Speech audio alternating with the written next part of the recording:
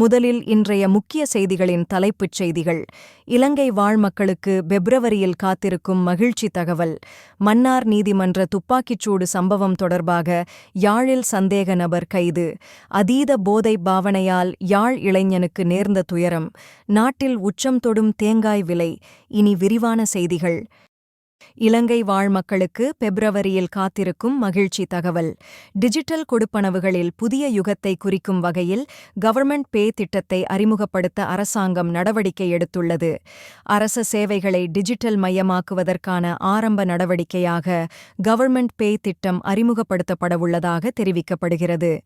இந்த நிலையில் குறித்த திட்டத்தின் பூர்வாங்க நிகழ்வு பிப்ரவரி 7 ஜனாதிபதி அனுரகுமார திசாநாயக்க தலைமையில் நடைபெறவுள்ளதாக ஜனாதிபதி ஊடகப் பிரிவு அறிவித்துள்ளது.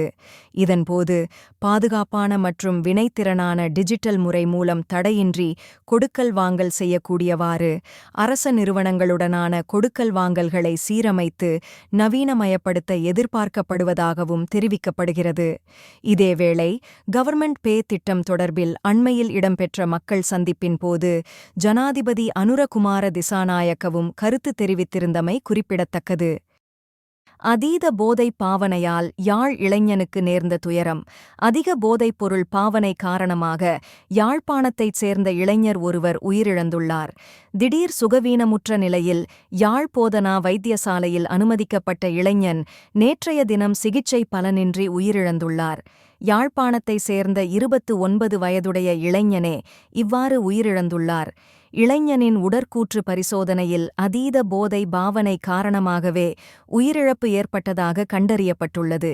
இதேவேளை இளைஞன் சிறு குற்ற செயல்களில் ஈடுபட்ட நிலையில் சிறையில் தடுத்து வைக்கப்பட்டிருந்ததையடுத்து ஓரிரு நாட்களுக்கு முன்னரே விடுவிக்கப்பட்டவர் என்றும் சிறையிலிருந்து வெளியே வந்த பின்னர் நண்பர்களுடன் இணைந்து போதையை நுகர்ந்த நிலையிலேயே அதீத போதை காரணமாக சுகவீனம் ஏற்பட்டது என காவல்துறை விசாரணைகளில் தெரியவந்துள்ளது. மேலும் இந்த சம்பவம் தொடர்பில் யாழ் காவல்துறையினர் விசாரணைகளை ஆரம்பித்துள்ளனர். மன்னார் நீதிமன்ற துப்பாக்கிச்சூடு சம்பவம் தொடர்பாக யாழில் சந்தேக நபர் கைது. மன்னார் நீதிமன்றத்திற்கு முன்னால் நடந்த துப்பாக்கி சூடு சம்பவத்துடன் தொடர்புடைய மேலும் ஒரு சந்தேக நபர் கைது செய்யப்பட்டுள்ளார். குறித்த சந்தேக நபர் நேற்றைய தினம் யாழ்ப்பாணம் பெரியவிளான் பகுதியில் வைத்து கைது செய்யப்பட்டுள்ளார். மன்னார் நொச்சிக்குளம் பகுதியைச் சேர்ந்த 29 வயதுடைய குறித்த சந்தேக நபர் யாழ்ப்பாணம் பெரியவிளான் பகுதியில் வசித்து வந்த நிலையில் கைது செய்யப்பட்டதாக காவல்துறையினர் தெரிவித்துள்ளனர். மன்னார் நொச்சிக்குளம் பகுதியில் கடந்த 2022 ஆண்டு இடம்பெற்ற இரட்டை படுகொலை தொடர்பான வழக்கு விசாரணை வியாழக்கிழமை மன்னார் நீதிமன்றத்தில் விசாரணைக்கு எடுத்துக்கொள்ள இருந்தது. இந்நிலையில் விசாரணைகளுக்காக சென்ற சந்தேக நபர்கள் 3 உள்ளடங்கலாக 4 நபர்கள் மீது நீதிமன்றத்திற்கு முன்வைத்து துப்பாக்கி பிரயோகம் மேற்கொள்ளப்பட்டது. இதன்போது 2 உயிரிழந்ததுடன் மேலும் 2 படுகாயமடைந்தனர். குறித்த சந்தேக நபர் கைது செய்யப்பட்டு மன்னாருக்கு கொண்டு செல்லப்பட்டுள்ளமை குறிப்பிடத்தக்கது. நாட்டில் உச்சம் தொடும் தேங்காய் விலை. 2600 மில்லியன் தேங்காய்களே உற்பத்தி செய்யப்பட்டுள்ளதாக தெரிவிக்கப்பட்டுள்ளது.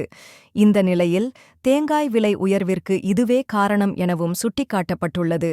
குறித்த விடயத்தை கைத்தொழில் மற்றும் தொழில் முயற்சிகள் பிரதியமைச்சர் சத்துரங்க அபேசிங்க தெரிவித்துள்ளார்.